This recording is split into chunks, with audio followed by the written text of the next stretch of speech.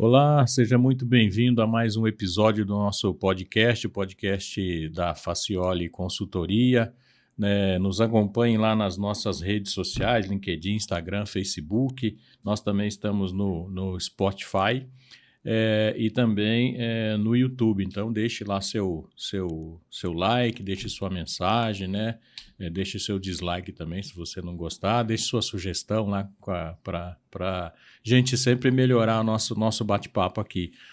Hoje eu trouxe aqui, como sempre faço, né, um grande amigo e um grande amigo de longa data, né? E ele é um ícone da advocacia no Brasil. Ele está dizendo que não. É um grande amigo corintiano, a gente não pode ficar falando muito por causa da situação do nosso time, mas enfim, faz parte também, faz parte das coisas do coração, né? Então eu estou recebendo aqui o Dr. Brasil Salomão, ele é advogado formado pelo Laudo de Camargo. Ele me falou em que ano que ele se formou aqui. Eu falei que eu era novinho quando ele se formou, que depois se tornou a UNAEP, né? Pós-graduado pela PUC, né? Fez especialização em Direito Tributário, é membro da Academia Brasileira de Direito Tributário e é sócio do Brasil Salomão e Mates, né? Que tem 55 anos de existência, completa esse ano 55 anos de existência. E o escritório Brasil Salomão e Mates também tem um podcast, né? Chama Pod Brasil. Né? Depois vocês acompanhem lá também. O Dr. Brasil vai falar um pouquinho mais dele aqui. Dr. Brasil, seja muito bem-vindo. Muito obrigado pelo convite. É uma honra recebê-lo aqui para nós batermos esse papo aqui. Eu que agradeço, bom dia. Fiquei muito contente, muito honrado com esse convite, seja pela admiração pelo Grupo Facioli como empresários, seja pela ligação de amizade que acabei tendo com a sua empresa e com o seu pessoal. Então, estou muito contente, me sentindo muito honrado. Que bom. Então estamos, né, doutor Brasil? Estamos. Doutor Brasil, o senhor tem uma longa história, não dá para a gente falar num podcast todo aqui sobre ela, né? Mas conta um pouquinho para a gente aí da sua história, por que o senhor resolveu fazer advocacia, por que resolveu montar um escritório, e conta um pouquinho também, obviamente, da história do escritório Brasil Salomão e Mates. Meu pai era funcionário público, com isso eu morei em muitas cidades. Fiz o grupo escolar em Monte Aprazível, na época, uma cidade muito pequena, Rua de Terra. Perto ali de São José do Rio Preto? Depois, São José do Rio Preto, uns 40, 35 quilômetros. E um dos colegas de classe, o Moacir, o pai dele era advogado. Dr. Jaime, advogado muito conceituado na região toda. É o nome da sala da OAB, inclusive, do fórum, em Monte Aprazível. E tanto ele ia à minha casa, como eu ia à casa dele. E na casa dele tinha uma placa muito grande de ferro, metal, na parede. Jaime Fernandes de Oliveira, assim, horizontal. Jaime Martins de Oliveira, advogado. E eu fiquei com vontade de um dia ter uma placa. Não sabia o que era advogado, mas ali eu pus na cabeça que eu seria advogado para ter a placa, sem noção. E cresci com isso e, evidentemente, fui me informando que era advocacia, batia com algumas aspirações minhas, e o motivo principal foi esse. Muitos anos depois, com o escritório já estabelecido, grande, já no prédio novo, nós recebemos o Dr. Regis Fernandes de Oliveira, que foi prefeito de São Paulo, vice do Pita, e assumiu por uns dias, professor de Direito Financeiro na USP, na Faculdade Largo São Francisco. O Regis veio lançar um livro em Ribeirão e ligou se podia ser no nosso escritório, no nosso auditório. Eu disse que sim, evidentemente. E ele é filho do Dr. Jaime. E eu contei para ele essa história. Ele falou, olha, ele é o caçula, eram 4 irmãos homens. A placa está comigo, eu vou te mandar de presente. Olha só que maravilha. Então, foram circunstâncias assim agradáveis. Mas por ser uma cidade pequena, meu pai é funcionário geral, moramos em muitas cidades, mudamos para Araraquara, depois Ribeirão Preto, depois Rio Claro, depois São José do Rio Preto, e aí com 17 anos eu saí, fui para São Paulo para estudar e para trabalhar, e já voltado para fazer o direito, prestei concurso na Secretaria da Fazenda, entrei, vim para Ribeirão Preto, fui coletor estadual enquanto fazia a faculdade. Trabalhei no Estado, casei em 67 com a Lucelena, somos casados até hoje, fora de moda, né? 50 e tantos anos com a mesma pessoa, com a mesma esposa. Com a mesma esposa. E em 67, já formado, ainda continuei trabalhando no Estado, mas no meio de 68, um empresário aqui de Ribeirão Preto, Caio Próspero, ele mexia foi o primeiro pioneiro em sorteios de caminhões de grande porte, estava muito bem economicamente.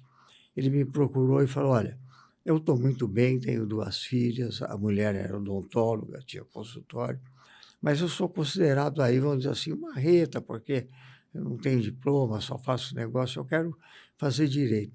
Se o senhor concordar em sair do Estado e nós montarmos um escritório, eu vou prestar vestibular, entrar na faculdade, mas eu garanto que o senhor ganha aqui por 2 anos. Bateu com o meu sonho. Tá. Falei com a Luciana, eu tinha estabilidade no serviço público, aposentadoria garantida. Falei com a Lucelena, ela estava junto nessa conversa. E ela falou, não, se é sua vontade, vamos tentar. E foi assim, eu saí, o Caio alugou uma sala, e o primeiro escritório nosso, então, foi no edifício Padre Euclides, que inaugurou naquele ano. Tá. No dia seguinte da inauguração, veio uma fiscalização de São Paulo, em Ribeirão Preto, e foi na Bela Cecília, era em frente ao Centenário na época. Seu Francesco Camilleri. Eles vendiam o frango assado em máquina, era pioneiro no interior. Eles só tinham 2 máquinas enormes. O pessoal falava televisão de cachorro, né? O cachorro ficava olhando. E aquilo, na visão da fiscalização da época, que nós estávamos na Secretaria da Fazenda, era isento aquele frango, porque era alimento. Tá. Mas a fiscalização de São Paulo recebeu orientação diferente e lavrou um auto de infração altíssimo contra o Francesco. Tá. Ele foi ao posto fiscal e falou, olha, puxa, vocês estão sempre lá, nunca me falaram nada, almoço. Nessa época, o chefe do posto era o seu Bonfim e o inspetor era o Moscoliato, um gênio do direito tributário. Ele falou, olha, também nós entendemos que não é devido, mas nós não podemos te ajudar. Mas o Brasil se largou onde o serviço público? Eu pedi afastamento total, não pedia 2 anos de afastamento, né? Eu pedi exoneração. E ele pode fazer isso aí. O Francisco Camilleri entrou no meu escritório no dia 1º que eu abri o escritório. E o Caio nunca teve que pagar nada. Foram honorários muito bons. Aliás, eles existem até hoje, acho que tem mais de 70 anos, a Bela Cecília. Sim. Eu acho que está ali na Independência. Está ali são ótimos. Continuam clientes nossos, a 3ª geração deles continuam trabalhando conosco e nós com muito orgulho dele. Então, o início realmente da advocacia foi aqui em Ribeirão com o Francesco Camilleri, o cliente número 1 nosso. Já o homenageamos por isso, temos um lugar especial. E ele também retribuiu com algumas gentilezas conosco. Esse processo deu muita repercussão, porque essa fiscalização foi em muitos lugares. E logo em seguida o Estado de São Paulo soltou uma legislação criando o imposto por estimativa. Quer dizer, o cidadão tinha que pagar, vendesse ou não, depois apurava se tinha que receber de volta ou pagar mais. Tá. E o Grupo Crispim, aqui uma família Crispim, todos jogadores de futebol, eles tinham 2 ou 3 padarias, foram autuados e procuraram, e nós conseguimos logo de cara uma medida judicial, na época, o mandado de segurança, foi concedido aqui. Isso teve uma repercussão no estado todo. A Associação Comercial nos convidou para falar no Instituto de Economia. Eu era um ilustre desconhecido, um jovem advogado. E foi publicado também numa revista dos tribunais, que na época era a forma dos advogados se atualizarem, não havia, evidentemente, outro meio. Tá. E com isso eu advoguei para as padarias do estado de São Paulo inteiro, praticamente de todos. Eles brincavam que eu era advogado da massa, mas não na massa povo, massa padaria. E me orgulho muito disso, porque eram empresas familiares, Dalpico, Crispim, enfim, Arantes, aqui em Ribeirão Preto, várias famílias, e Franca. Não faltou pão nessa época? Não faltou pão nessa época. E todos foram bem-sucedidos, esses processos todos foram ganhos. O Estado tirou essa estimativa e passou a cobrar também pelo real movimento dessas empresas. Então, de alguma coisa, o cavalo passou arriado e deu sorte, eu montei, bateu o meu sonho com a oportunidade que apareceu. A partir daí, as coisas ficaram muito fáceis, o escritório ganhou muito nome, eu ganhei, era só eu na época, não tinha mais ninguém, era eu sozinho, né? E a Lucelena, que era a minha secretária, minha Equipe. E aí as coisas foram crescendo. Como eu só conhecia tributário, porque era a minha função no Estado, mas o cliente vinha na parte tributária e falava, olha, eu estou com um problema trabalhista. Eu não sabia resolver mesmo. Então, eu procurava imediatamente alguém, trazia como sócio e repartia integralmente. E, com isso, eu formei uma equipe muito grande. Eu acho que, nesse aspecto, eu fui pioneiro aqui. Percebi que os grandes escritórios aqui, havia 5 ou 6 notáveis advogados, doutor Miguel, doutor Strini na área tributária, enfim, inúmeros, 5 ou 6 grandes escritórios, mas não acomodados, mas com o costume de atender mais tarde, não abrir sábado e domingo, e eu falei, não, aqui nós vamos atender. Passei a abrir sábado e domingo, atendia normalmente na minha casa, cartão de visita, tinha o telefone da residência.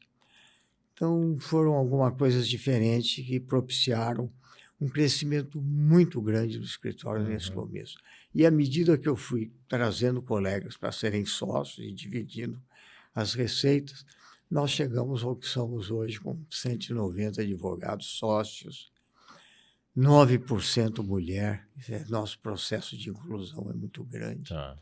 E o escritório hoje são quase 400 pessoas, são 10 filiais no Brasil e 2 em Portugal. Olha, mas vocês estão onde no Brasil? No Brasil nós estamos em Ribeirão, Campinas, São Paulo, né? Hoje a nossa maior filial, maior que Ribeirão, Campinas, Franca, no estado de São Paulo, Três Lagoas, no Mato Grosso do Sul, Rondônia e Cuiabá, estado do Mato Grosso, Rio de Janeiro, Minas Gerais, Belo Horizonte, Goiânia, uma filial muito rentável também, de Goiânia, muito boa, e fomos nos esticando aí com outros projetos ainda de expansão.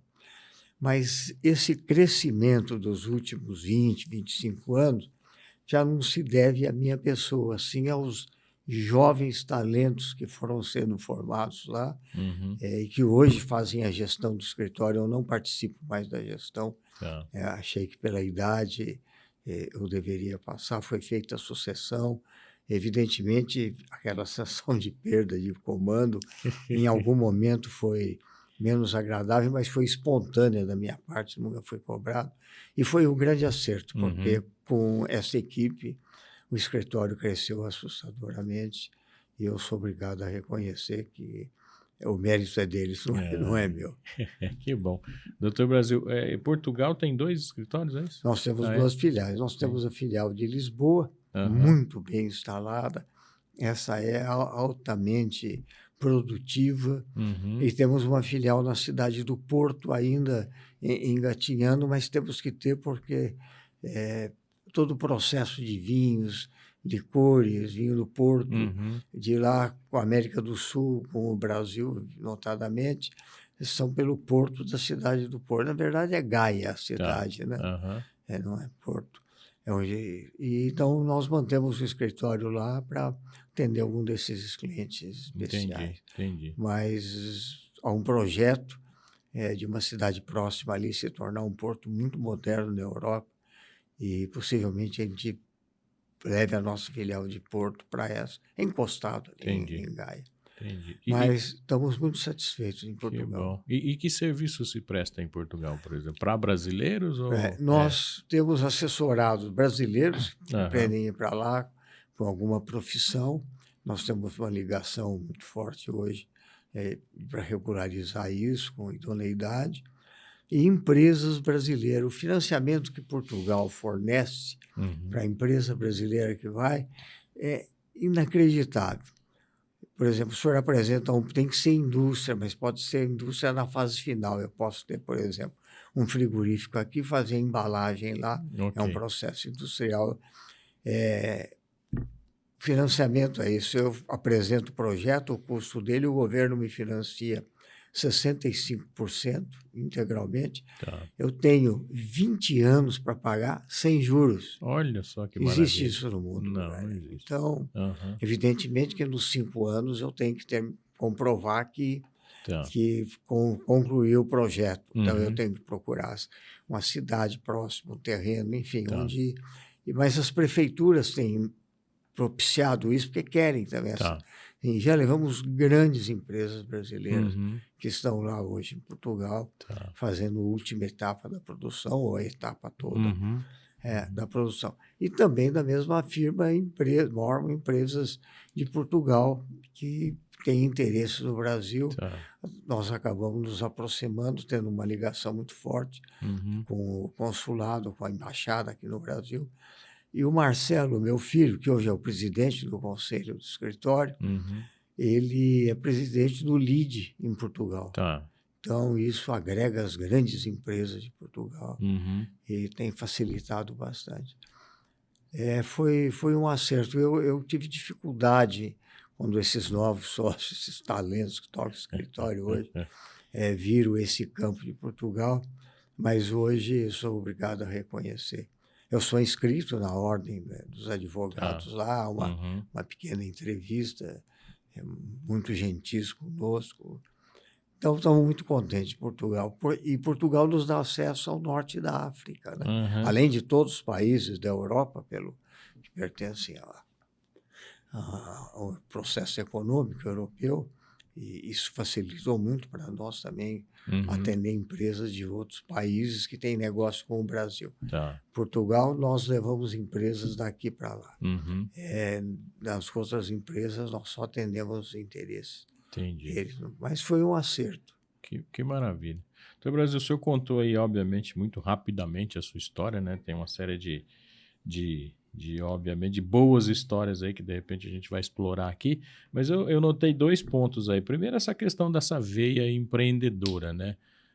Então, deixar algo muito estável, por exemplo, né? Que, enfim, estava com a aposentadoria garantida já.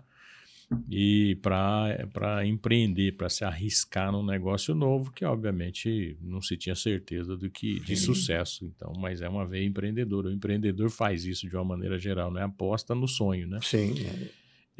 E um outro que é essa questão da sociedade de advogados, né? Fala, bom, eu não tenho essa especialidade, mas se eu trouxer alguém que conheça dessa especialidade, eu posso servir o meu cliente, né? Então, ter isso... Enfim, ter todas as especialidades dentro do mesmo escritório e dando oportunidade também para outros profissionais que conheciam daquela matéria, né? Sim, eu procurava, me informava. Eu tinha muita ligação com alguns vices que tinham sido meus professores. E eles indicavam, olha, então tem fulano, é bom. Doutor Horácio me indicou um advogado, foi trabalhista, ficou conosco, já faleceu. 30 anos, 40, então, e assim foi. Havia uma seleção por informação de terceiro, porque eu não conhecia os colegas. E como é que se deu isso? Por que eu vou atender de sábado, domingo? Por que eu quero fazer isso, por exemplo? Porque eu achei que era o que faltava para conquistar o cliente, a pessoa que precisava do advogado. Entendi. Por exemplo, uma grande empresa... não vou falar nome, mas tem a frota de caminhões que viaja, etc. O caminhão bate em alguém, mata lá em Minas Gerais do sábado à noite. Entendi. Não adianta eu falar que o escritório só abre segunda, eles vão ligar. Sim. E eu vou ter alguém que vai lá a qualquer hora, ou de uma filial próxima, ou daqui, a maneira que for, nós vamos atender. Entendi. E essa disponibilidade foi importante. Veja, nós não tínhamos a qualidade dos grandes escritórios aqui. Nós tínhamos era a disponibilidade. Então, o que eu tinha de novo para oferecer era isso. E a qualidade veio com o tempo. Nós fomos fazendo curso de especialização, mestrado, temos doutores, estagiário meu, hoje fez doutorado na Inglaterra. Enfim, nós temos mais de 14 mestres na área tributária e nas outras áreas também, mas o escritório ainda começou muito tributário, então é a área maior do escritório. Entendi. Então, trabalhar sábado e domingo à noite, a qualquer hora, foi uma visão de mercado. O mercado sabia que podia contar conosco. E divulgamos isso aí da maneira possível. E essa questão da sociedade de advogados, ela também não existia da maneira como o senhor implantou, né? Não. Tá. Quando chegamos a 3 ou 4 advogados primeiros que eu fui enrolando, a tributação era muito cara nossa na pessoa física, o imposto de renda. Mas naquela época a sociedade de advogados pagava 7% de imposto sobre a renda. Então, transformar aquele grupo, que já era uma sociedade de fato, em sociedade de direito, foi objetivo econômico. E até hoje ainda é economicamente vantajoso ser empresa e não pessoa física. Entendi. Doutor Brasil, e assim, eu sei, o senhor falou, nós estamos em 10 escritórios no Brasil, né? Somos. Eu viajo bastante também em função do meu trabalho e todo lugar que eu vou, todo mundo conhece o Dr. Brasil Salomão. Por isso que eu falo que é um ícone, de fato. Não sou apenas um velho advogado. Dr. Brasil, o que aconteceu? O senhor trabalha se formou em 67, né? É isso, né? 67. O que aconteceu e começou a trabalhar em 67, 68? 68, março de 68. Então, coincidentemente, a Faciola é de março também, né? Nós somos de março, mas de muito tempo para cá, enfim, tem 30 anos. E o que mudou não só no mundo da advocacia, né? Mas o senhor vive nesse país há tanto tempo, né? O que mudou? O que foi mais marcante, né? Nesse período todo aí? Obviamente, dentro da sua especialidade, mas se puder contar um pouco mais de Brasil para a gente também. Olha, na área da advocacia, o que mudou é que eu sou de uma geração que o advogado foi formado para realmente litigar, para ir à justiça, resolver. E hoje as formações das grandes escolas, das mais conceituadas, é de formar advogado para negócio. Então, já começa a mudar. Nós já nos adaptamos a isso com os advogados que se especializaram em negócios e cuidamos dessa parte. Então, isso mudou muito na área do direito. Mudou também que nós advogávamos com base em leis sólidas, a lei valia, o Código Civil valia, e hoje não é mais assim. Mesmo que tenha a disposição na lei, as cortes têm a possibilidade de fazer, aspas, né, justiça para o caso concreto. Então, há uma dificuldade muito grande de assegurar que um contrato que eu faço hoje para um cliente, seja como comprador, seja como vendedor, seja como fornecedor, que ele vai dar garantia absoluta. Isso exige, então, das empresas assessoria jurídica constante. É um ônus para o empresário brasileiro hoje, a advocacia, porque os contratos não têm mais a solidez, não são necessariamente a fonte de segurança para fazer um negócio ou desfazer um negócio. Então, isso mudou muito. No Brasil, a política mudou bastante. Saímos de uma ditadura horrorosa, que começou em 64. Foi péssimo o país. Eu estava na faculdade nessa época. Vimos colegas serem presos, vimos colegas serem torturados.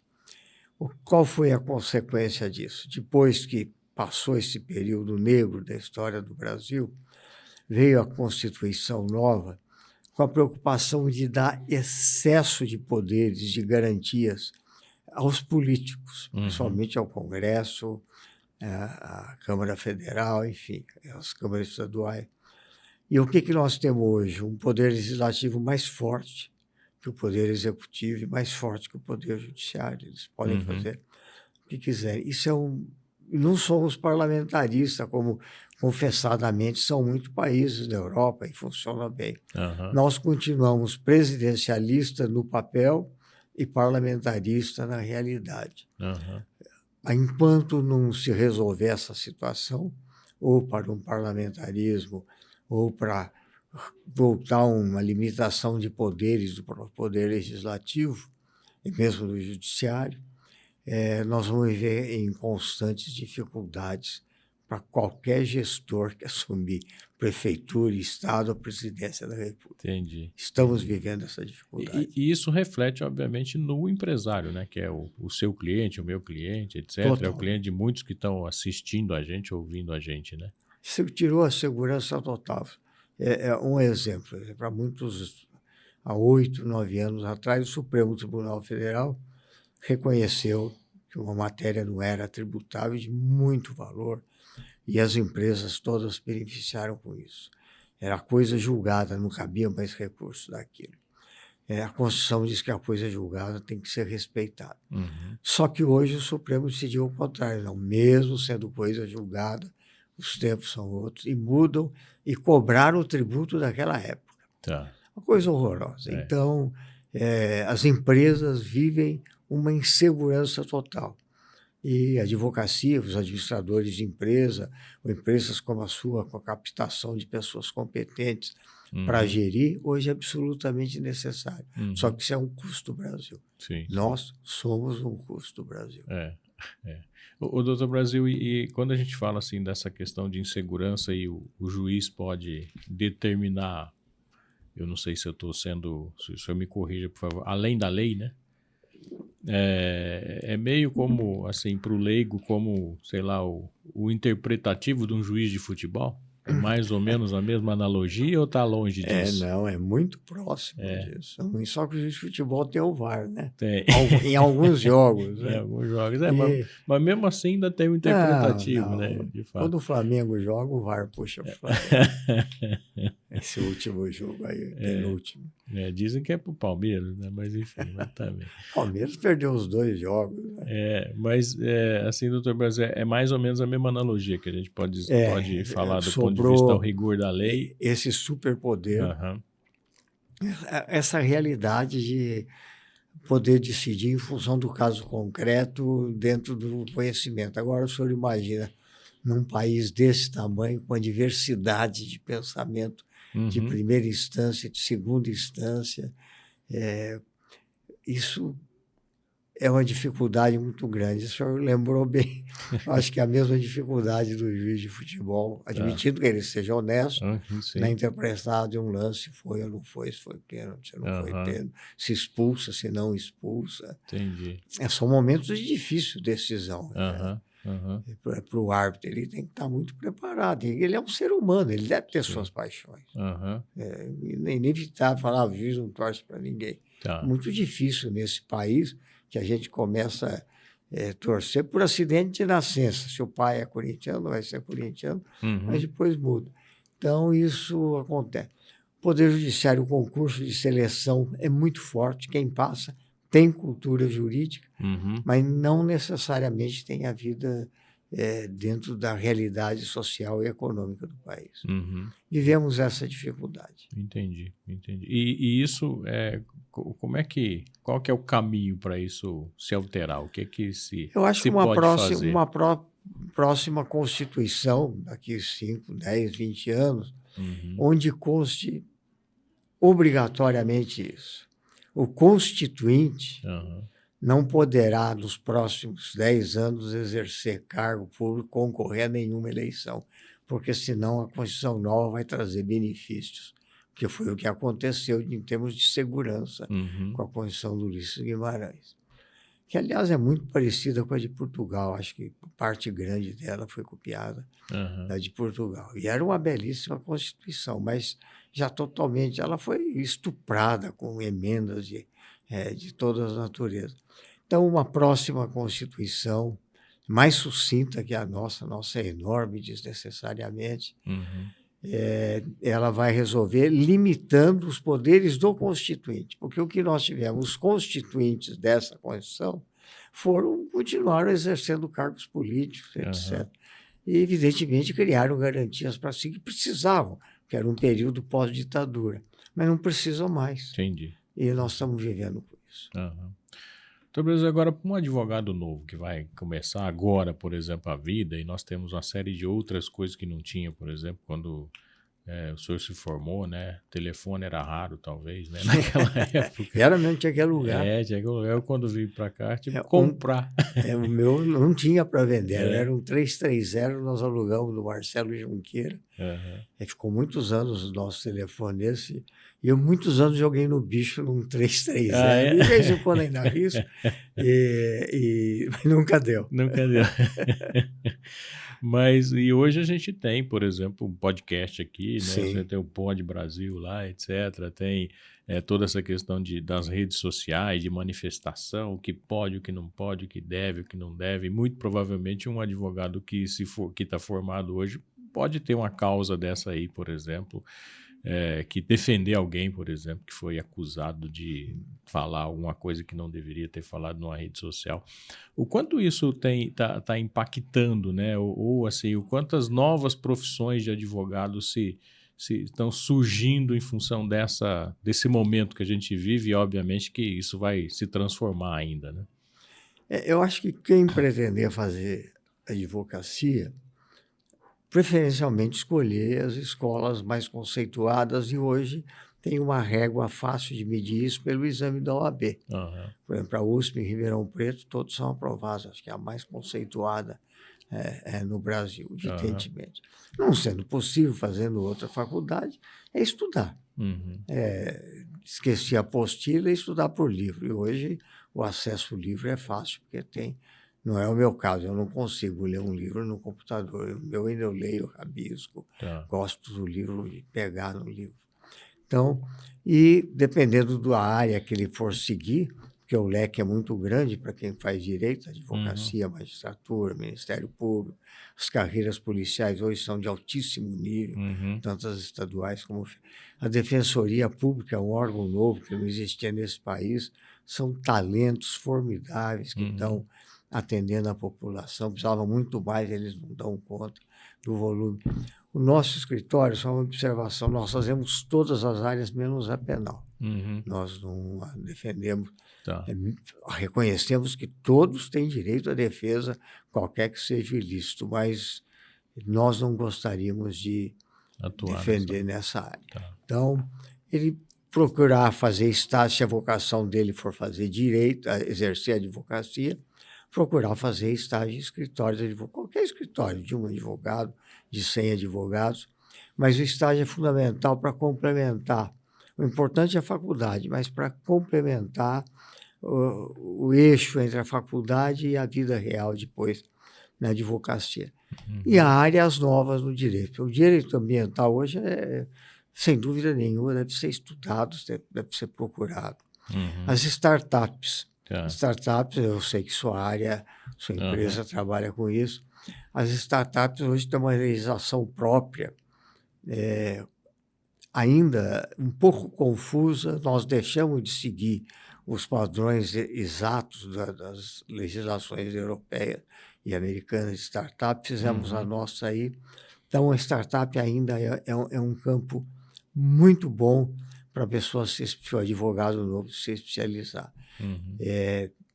E o tributário sempre será, toda vez que nós encontrarmos matéria repressiva, ambiental tem castigo, tributário tem castigo, trabalhista tem castigo, enfim.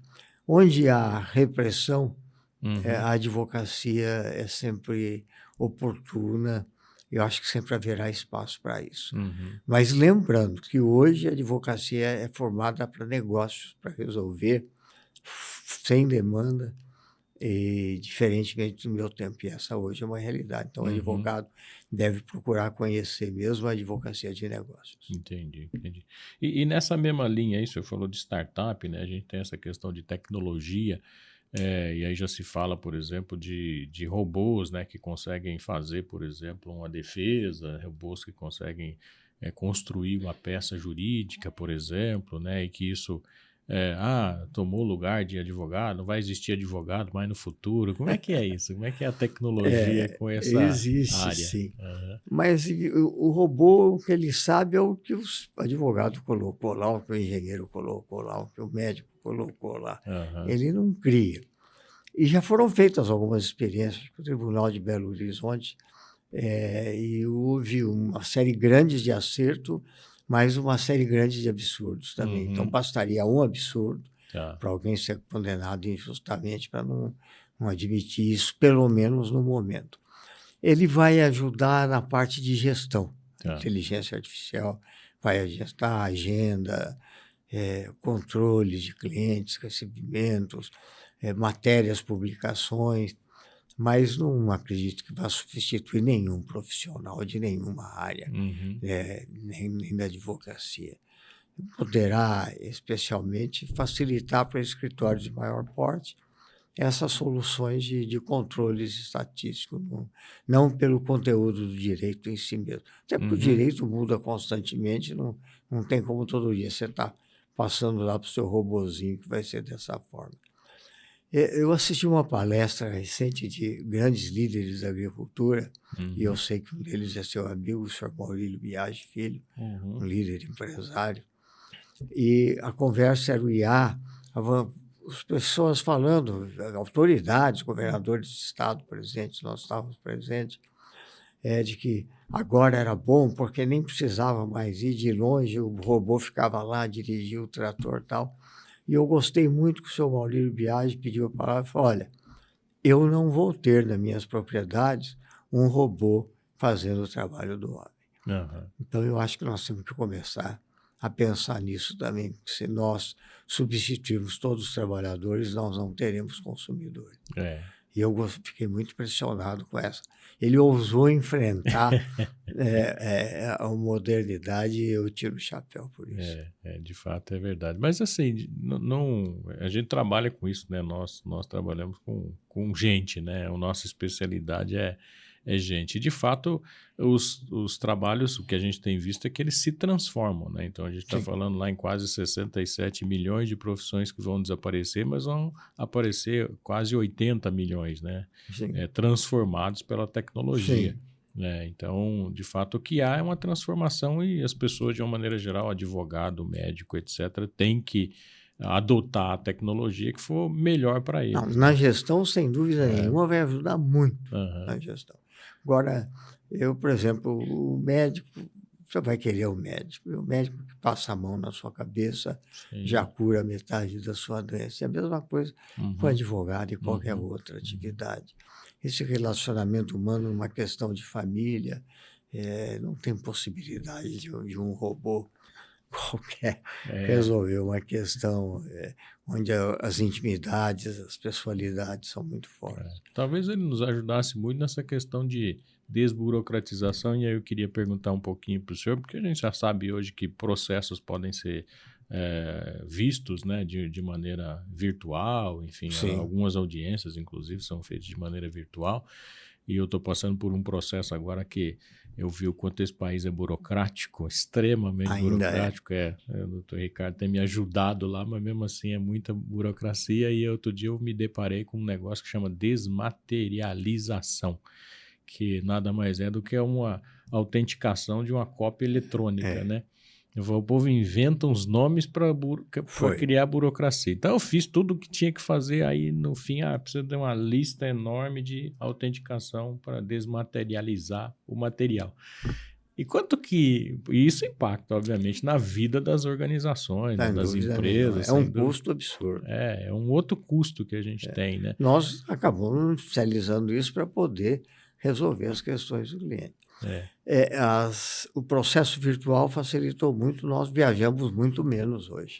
Eu tenho acesso a um processo lá no Mato Grosso do Sul a hora que eu quiser. Aperto um botão, tem. Mas nós ainda temos muitos processos antigos que ainda não foram adaptados, estão sendo copiados, etc. E às vezes isso vai demorar. Os processos antigos ainda são materiais, eles não são virtuais. Mas nesse aspecto, sem dúvida nenhuma, vai melhorar muito. A questão que fica é a sustentação oral. O Supremo Tribunal Federal, por recente, contrariando o que consta na Constituição Federal, diz que o advogado não pode fazer sustentação oral em agravo de instrumento, que é um recurso que se usa muito. E a OAB já entrou com a representação contra isso, e o Congresso Nacional também já está se movimentando. Então, A sustentação oral é alguma coisa que não tem como o robô fazer. Aham. Uma cirurgia não tem como o robô fazer. Uhum. Uma decisão na sua área de quem é melhor para aquela empresa Uhum. que está contratando. Então, vai ser ótimo para serviços auxiliares. Vai adiantar muito para nós, para a venda, para todas as atividades, para controles de estoque de empresa, sem dúvida nenhuma. Mas o ser humano não será substituído. Não. O padre vai continuar padre, Vai. o católico vai continuar no padre, não no robô. De fato. Agora, nessa questão de desburocratizar obviamente, o seu tempo de vida, isso de fato melhorou ou isso de fato só mudou de nome? Como eu acabei de Por citar enquanto, aqui. só mudou de nome. A gente acredita que possa caminhar para isso. Algumas áreas melhoraram no serviço público, mas até antes disso. Por exemplo, os poupa-tempos foram uma coisa muito extraordinária e não dependeram de inteligência artificial nenhuma. Foi o ser humano que dá aquilo. E eu não vejo como aquilo possa ser substituído quando cada pessoa é uma questão diferente da carta de motorista, tudo mais para frente. Então, a desburocratização ainda não aconteceu de forma total.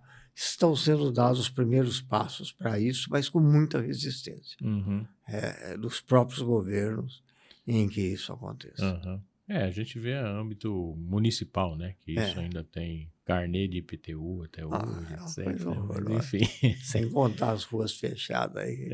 Não dá para andar em Ribeirão Preto. Não, Ribeirão tem que andar em volta de Ribeirão só. Tá horrível. Doutor Brasil, e assim, para onde é que o senhor acha que o direito caminha? Para onde ele vai? Ele caminha muito para essa área de negócio, como eu já falei, mas ele não muda na sua essência. Relações de trabalho sempre serão passíveis de questionamento. Na agroindústria sempre haverá a dificuldade de querer produzir mais e nem sempre aquele método é o mais adequado para o produto final, adubos, inseticidas. Então, nós estamos caminhando para isso. Cada vez vamos produzir mais no menor espaço de terra. Mas se isso vai ser melhor qualidade, ainda não se sabe. Nas atividades em geral, vai demorar muito para nós acreditarmos num país ideal. Não vejo possibilidade. Nesse sistema político, gosto do governo federal que assumiu agora, tenho muita admiração pelo Haddad, ele é professor na Faculdade de Direito de São Francisco, pelo doutor Padilha, um médico ilustre da Unicamp, de Campinas, que está lá. Então, eu tenho admiração por esse governo, mas não acho que esse governo vai ter condições de mudar. Por quê? Volta àquela história. Hoje, o poder é do Congresso Nacional. Não é mais do presidente da República. Entendi. Passou isso. Ou seja, se a gente elege alguém pensando numa política que vai resolver muitas das áreas ou todas as áreas do país, isso não existe, porque não será o presidente. E o Congresso é múltiplo. Também nós não sabemos como será a composição dele. Entendi. Mesmo Ribeirão Preto vota muito em deputados de fora e não daqui. Então, depois não temos como acompanhar, saber como pensa, o que vai fazer. Isso só uma nova Constituição para resolver, dar mais estabilidade política ao país, ou é parlamentarismo, ou é presidencialismo. Do jeito que está meio a meio, mais parlamentarismo do que presidencialismo, está muito... Não acredito a curto prazo numa solução para as atividades. Nós vamos continuar sendo uma advocacia com passos no passado, caminhando para o futuro, e assim em todas as medicina evoluindo muito com equipamentos caríssimos que encarecem a medicina, enfim, todas as engenharia também, talvez seja que vá se beneficiar mais das tecnologias modernas, mas o homem ainda será essencial em toda atividade humana. Sim, sem dúvida. Eu espero que continue por muito tempo. Vai continuar, sem vai dúvida continuar. nenhuma. Então, Brasil, o escritório do senhor faz muito processo, né? Trabalho relacionado à sucessão. Inclusive, já tive a oportunidade de participar de algumas palestras lá, de alguns encontros que o senhor organiza. E, obviamente, o senhor, por exemplo, fez um processo de sucessão no seu próprio escritório, né? O senhor é um sucedido lá, né? Sou um sucedido. Com muito orgulho. É. Assim, como é que acontece isso e quais são os cuidados que, por exemplo, o empresário que quer fazer um processo desse, o senhor começou a contar a sua história lá atrás, que o seu primeiro sócio tinha uma empresa e provavelmente fez um processo de sucessão também. E, obviamente, o senhor assistiu uma série de empresas que desmoronaram, não existem mais hoje, né? Eu me lembro de meia dúzia delas aqui, por ausência desse processo, né? Como é que acontece isso e quais são, assim, os caminhos que as pessoas podem, se estiverem pensando no processo de sucessão, podem começar a trabalhar? Olha, o caminho é a observação, acompanhar muito de perto a equipe, por maior que seja a equipe. Lá nós fazíamos reuniões semanais, havia um questionamento escrito, um trabalho escrito sobre direito de cada área, que eram corrigidos por mim naquela época. Hoje ficou impossível pelo volume. Por ali se descrevia. E tem que ser a superposição. A contratação tem que ser primeiro do ser humano, verificar quem é a decência, o modo... Não estou falando economicamente, nem para a roupa que veste, mas a história da pessoa, por mais novo que ele seja, ele já tem uma história familiar, de relacionamento, enfim. Esse levantamento tem que ser feito para contratar. Depois que olha, esses 10 são honestos, servem, esses 2 não. Desses 10, aí sim, escolher o melhor advogado, o melhor engenheiro, fazer essa seleção. E acompanhar muito de perto o trabalho de cada um, consultar quem foi atendido para saber se foi bem atendido. Esse retorno nós procuramos fazer hoje, evidentemente, de uma forma mais diluída. E, a partir daí, selecionar aqueles que devem assumir. Olha, isso tem capacidade de comando. Que comandar colegas é difícil. É difícil. Nós somos todos do mesmo grau. Então, a qualidade de comando tem que ser escolhida. Hoje nós somos 12 conselheiros. Desses 12, 9 foram estagiários lá atrás, 40 anos, 50 anos, 30 anos atrás. E foi possível selecionar num grupo de 200, 300 estagiários, passar mais de 2.000, na verdade, aqueles que estão hoje são os comandantes. Então, eu acho que tem que ter um tino de observação, escolher o ser humano decente e depois o profissional competente. Isso pode ser feito? Pode. Seja dentro da própria empresa, seja contratando empresas que fazem essa seleção, que indicam. Acho que hoje essas assessorias de contratar alguém para ver quem pode ser sucessor, quem pode ser contratado, a sua empresa faz isso, seleciona as pessoas para trabalharem em cargos de gestão. O caminho é esse, não tem outro caminho. Esse negócio de pai para filho, necessariamente não. Pode funcionar e pode funcionar bem, mas não necessariamente é a regra. Então, sucessão hoje é seleção mesmo essa feita. A seleção foi feita com um dos 12 conselheiros. Eu sou um, mas não presido mais o conselho. Quem preside é o Marcelo. O Marcelo se destacou muito no direito, ele é professor de universidades federais, da aula, ele é presidente do LIDE, em Portugal.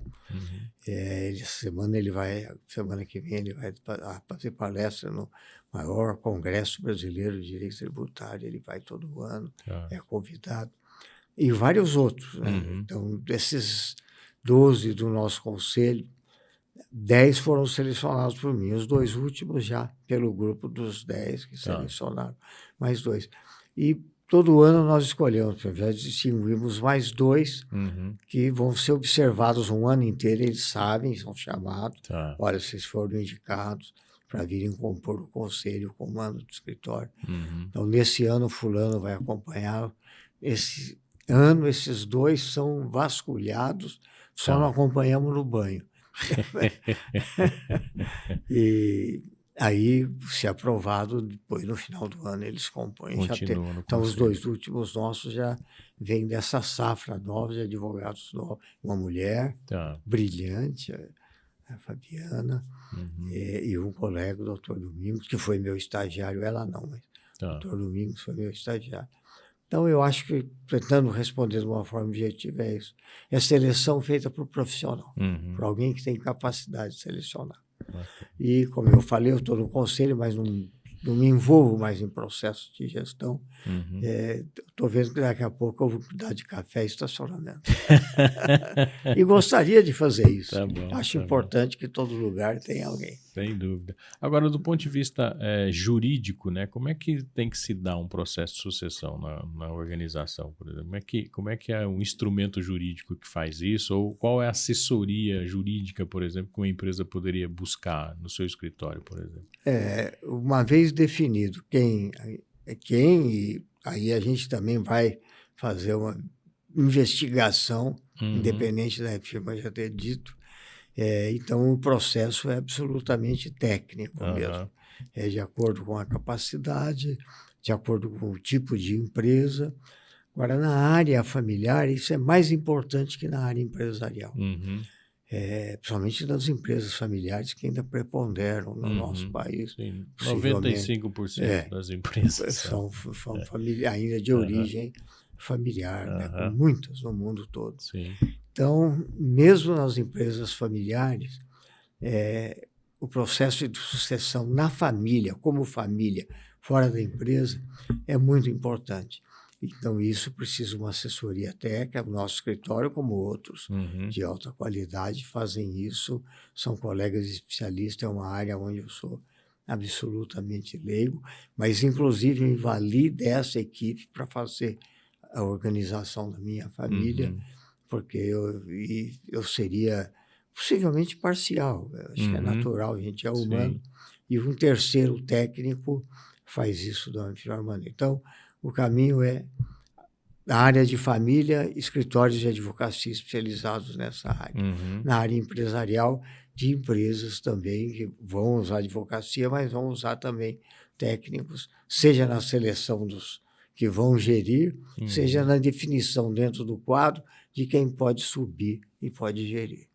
Eu acho que isso é política técnica, não pode ser mais amadora. E basicamente se definem regras, né, de entrada, de saída, quais são as competências que precisa ter para ocupar determinado cargo, né?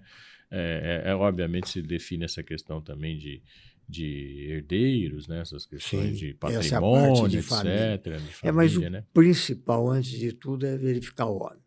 Essa busca de investigação profunda de quem ele é como pai, como filho, como avô, como neto, como vizinho, como membro de um clube que pertence, como se comporta num jogo de futebol. Sabe, essas coisas exteriorizam qualidades que precisam ser analisadas na hora de colocar num comando. Que são intrínsecas do ser humano. Né? São intrínsecas. Nós temos que... A empresa tem que fazer isso e, para isso, é bom ter assessoria, seja no escritório de advocacia, seja no escritório de administração de empresa, seja na seleção num escritório como Facioli e outros. Muito bom, doutor Brasil. O senhor viu? É rapidinho aqui. Eu falei para o senhor, não, é rápido, doutor Brasil. Estamos chegando ao final aqui do nosso bate-papo já. E aí eu queria que o senhor dissesse aqui para os nossos ouvintes, para quem está nos acompanhando, se quiser falar com o senhor, onde é que encontra, né? Não precisa dar o celular, não. Doutor Brasil fala, lá no escritório eu estou lá. Não. A partir do instante que eu pus a ideia de trabalhar sábado e domingo, é obrigado quem entra no escritório, todos, sabe? No cartão de visita, dá o telefone da residência. Na época que era fixo, hoje muitos não têm. Eu ainda tenho, prefiro fixo do que o celular. Mas todos os nossos cartões de visita têm o celular e atendemos 24 horas. Às vezes eu testo, eu ligo domingo ao fulano, para ver se está ligado o celular. É importante, tem que estar ligado. Nós queremos ser encontrados. Quem entrar na equipe tem que saber que quer ser encontrado. Bacana. Mas o escritório do senhor está ali A matriz aqui em Ribeirão Preto, na Avenida Kennedy, em frente ao Novo Shopping. Também tem site, né? Está no LinkedIn. Sim, também, no LinkedIn, né? Estamos em todas as redes sociais. E temos o nosso Pod Brasil, nosso podcast, que não tem a extensão e o alcance do seu. Tem sim, Não, tem. não, porque ele é Tem. muito dirigido à matéria tributária, né? Aham, Nós temos aham. a matéria da advocacia. Os dois últimos, acho que foram até voltados para organização familiar Tá, mesmo. tá. Essa é uma área muito boa hoje. Aham. Que é uma outra, se você quiser saber um pouco mais, né, de tudo que o Doutor Brasil, o Escritório Brasil Salomão pode assessorar vocês, o podcast é um bom caminho lá também, e tem uma série de dicas lá Uma interessantes, coisa né? que me ajudou muito, parece Aham. bobagem, eu não sei se há tempo. Eu morei em muitas cidades, porque meu pai era funcionário, foi removido. Nasci em Pinhal, moro em Campinas, enfim, uma série de cidades. Eu tinha dificuldade quando mudava de escola, falava Brasil, todo mundo ria, meu nome. Aham. Mas ele foi guardado. Tá. As pessoas, como são poucas pessoas com o nome Brasil, e a pessoa, às vezes, de muitos anos, que foi meu colega em Monte Brasil, se é o Brasil que estudou em Monte Brasil, ele guarda o nome, não a pessoa. E me tem sido muito valioso até na contratação de clientes. Que Então, maravilha. foi gostoso chamar Brasil. Brasil do Pinhal, porque eu nasci em Pinhal. Bacana. Doutor Brasil, de novo, um orgulho receber o senhor aqui. Muito obrigado por ter aceito o nosso convite. E a todos vocês, muito obrigado por nos acompanhar aí. Espero que vocês tenham gostado desse episódio. Nos acompanhem lá nas redes sociais. Nós estamos de novo no Spotify, no YouTube. Deixe lá seu like, seu comentário, o que você gostaria de ouvir aqui. Muito obrigado pela sua companhia e até a próxima.